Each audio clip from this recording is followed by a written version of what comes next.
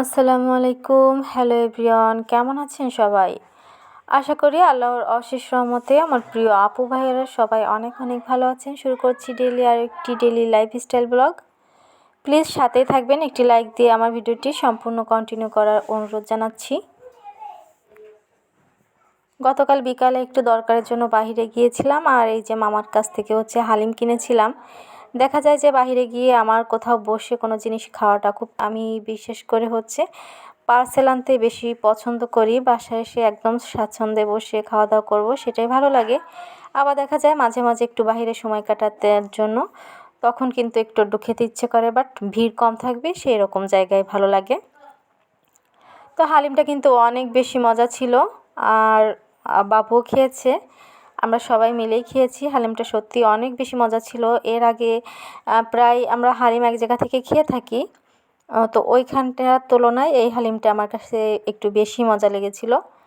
তো এরপর এই যে রাতের বেলা দেখতে পাচ্ছেন, এখানে আমার ছেলের ছোট্ট একটি মাটির ব্যাংকে টাকা দিচ্ছিলাম। এই টাকাগুলো ছিল একদমই নতুন, ওর আব্বু তো এই টাকাগুলো আমাকে দিয়েছিল ছেলের ব্যাংকে দেওয়ার জন্য। তো আমি এখন একটা একটা করে ছেলের ব্যাংকে দিচ্ছিলাম। এখানে 10 টাকার 100টা নোট আছে, সরি 10 টাকার 10টি নোট আছে, মানে 100 টাকা আছে আর কি। তো এরপর সবাইকে গুড মর্নিং জানিয়ে শুরু করছি, কারণ এখন সকাল, ঠিক সকালও বলা যাবে না, অনেকটাই লেট হয়ে গিয়েছে। বর্তমানে কি হয়, সকালবেলা একবার উঠি, ওর আব্বু কে রেডি করে খাওয়া দাওয়া করে যখন অফিসে চলে যায়, তারপর আমি আবারও ঘুমিয়ে পড়ি। আর ছেলে কিন্তু তখনও ওঠে না, তারপর দেখা যাচ্ছে অনেকখানি ঘুমিয়ে নিই। আর এরপর উঠে সমস্ত কাজ করতে গিয়ে আমার একদম অনেক বেশি তাড়াহুড়ো লেগে যায়। বাট সকালবেলা ওই যে অভ্যাসে পরিণত হয়েছে, অত সকালবেলা উঠেও বসে থাকতে ইচ্ছে করে না। আর ইদানিং যে সমস্যাটা বেশি হয়েছে সেটা পানির সমস্যা। তো আমি আজকে দুপুরে রান্না করব। এখানে পুঁই শাক কেটে নিয়েছি মিষ্টি কুমড়া কেটে, পুঁই শাক, মিষ্টি কুমড়া আর মসুর ডাল দিয়ে একটা সবজি ঘন্ট করব। তো ফোড়নে দিয়ে এরকম করে রান্না করলে কিন্তু খেতে অনেক মজা হয়।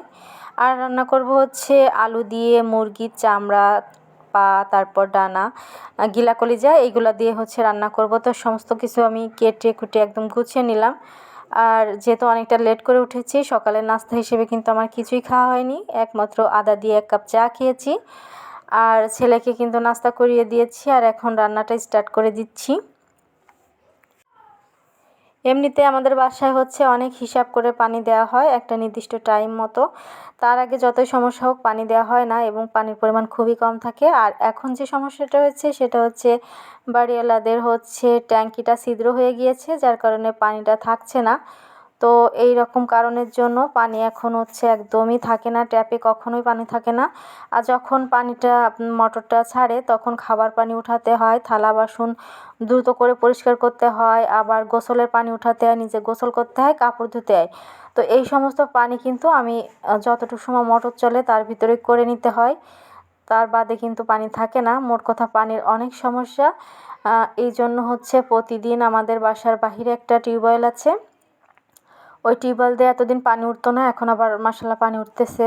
তো ওখান থেকেই পানি বালতি করে এনে এনে কাজ করা লাগতেছে। তো এটা কিন্তু খুবই একটা ঝামেলার কাজ। যেহেতু এরকম করে করা হয় না, কয়েকদিন ধরে এরকমই কষ্ট করতেছি, টিউবওয়েল চেপে চেপে পানি নিয়ে কাজ করা কারণ কাপড় চোপড় ধোয়া থেকে শুরু করে অনেক কাজ করতে হয়। তো পানির প্রয়োজন। জানি না আবার কবে নতুন ট্যাঙ্কি লাগাবে, আর কবে আমাদের পানি কষ্ট দূর হবে। এজন্য আসলে খারাপ লাগে যে দেশের কোথাও দেখা যাচ্ছে এই পানি মানুষের জীবনযাত্রা খারাপ করে দিচ্ছে, মানুষের কত ক্ষয়ক্ষতি করতেছে, আর এখানে পানির জন্য আমরা কত কষ্ট করতেছি।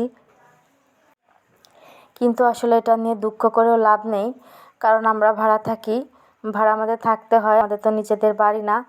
তো চাইলে আমরা কিছু করতে পারি না, পরের অধীনস্থ হয়ে থাকতে হয়। আর অন্য জায়গায় দেখা যায় যে বাসা ভাড়া দেখতে গেলে সেখানে পানির বিল অনেক বেশি নেয়, বাট পানি কেমন দেয় সেটা জানি না, যেহেতু আমি এখনও বাসা চেঞ্জ করিনি। আর আমাদের বাসাতে পানির বিলটা অনেক বেশি কম নিয়ে পানি একদমই দেয় না। জানি না কেন, উনি চাইলেই কিন্তু পানির বিলটা আরেকটু বাড়িয়ে দিয়ে আমাদের একটু বেশি পরিমাণ পানি দিতে পারে। তো যাই হোক, ভাড়াটিয়া শুধু আমি একাই না, আরও 5 ফ্যামিলি ভাড়াটিয়া থাকে।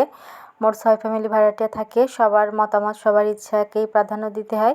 কেউ যতক্ষণ কোনো কিছু বলে না, কারো সমস্যা হয় না, তাহলে আমি আর কি বলবো, সেটাই হচ্ছে ভেবে বসে থাকি। তো এই যে দেখতেই পাচ্ছেন, দেখতে দেখতে কিন্তু আমি ডাল, পুঁইশাক আর মিষ্টি কুমড়া দিয়ে হচ্ছে খুব সুন্দর করে সিদ্ধ করে নিয়ে তারপর হচ্ছে যে পেঁয়াজ, রসুন আর জিরা দিয়ে বাগার দিয়ে নিলাম। এই সবজি খেতে কিন্তু খুবই টেস্টি, খুবই মজা হয়। তো আমার কোন কোন প্রিয় আপুরা এখনও পর্যন্ত ধৈর্য সহকারে আমার সাথে আছেন আমি জানি না। যারা যারা সাথে আছেন সবাইকে আমার পক্ষ থেকে অসংখ্য অসংখ্য ধন্যবাদ। কারণ আপনারা সাথে আছেন, পাশে থেকে সাপোর্ট করেন বলেই কিন্তু আর নতুন করে ভিডিও করার হচ্ছে ধৈর্যটা থাকে। আর আপনাদের সাথে তো শেয়ার করেছি, মাশাআল্লাহ আমার একটা ভিডিও কিন্তু বর্তমানে ভাইরালে আছে। মানে প্রতিদিনই অল্প অল্প করে হচ্ছে ভিউজ আমার বাড়তেই আছে, ওয়াচ টাইমও সেই সাথে বাড়ছে। একটা ভিডিও আমার ভাইরাল হয়েছে, আমি ভীষণ খুশি বিষয়টা নিয়ে। তো ভেবেছিলাম হয়তো বা এই জিনিসটা আর হবে না, মাঝখানে তো ভিডিও একদমই আর দেওয়ার ইচ্ছাই ছিল না। তো এখন আবার যেহেতু নতুন করে এরকম হচ্ছে, তো অনেকটাই আগ্রহ জাগে। কিন্তু তার মাঝখান দিয়ে এখন ছেলেকে নিয়ে অনেকটাই আবার পারিবারিক কিছু বিষয় নিয়ে হচ্ছে আমার ভিডিও অনেক সময় দেখা যাচ্ছে কন্টিনিউ করতে পারছি না, ফোনেও একটু ডিস্টার্ব। কিন্তু খুব করে এখন মন চায় যে নতুন নতুন ভালো ভালো ভিডিও আপলোড করি, যেটাতে হচ্ছে আমার একটু উন্নতি হোক। তো একটা দিদি বলেছিল ইউটিউব কাউকে ফিরায় না, শুধু ধৈর্য আর সৎ থাকতে হবে। তো কথাটা আসলে এখন বারবার মনে থাকে, সত্যি ইউটিউব মনে হয় কাউকে ফিরায় না। আমার ভিডিও একটা ভাইরাল হয়েছে, আমার তো ভাবতাম হয়তো বা ভিডিও আর কখনো ভাইরালই হবে না। তো যাই হোক, আমি অনেক বেশি খুশি বিষয়টা নিয়ে। আর যারা হচ্ছে নতুন ইউটিউবার, সবাইকে বলবো ধৈর্য ধরেন। ধৈর্য ধরলে অবশ্যই সবুরে মেয়া ফলে একটা কথা আছে, ভালো ভালো ভিডিও তৈরি করেন, আপলোড করেন, দেখবেন একসময় না একসময় ভিডিও কিন্তু ভাইরাল হবে। তো এরপর হচ্ছে খাবার খেতে চলে আসলাম, কাপড় মেলে দিয়েছি ছাদে গিয়ে। আর এই যে এখন খাবার খেতে বসবো, সেই সাথে বিদায় নিয়ে নিচ্ছি।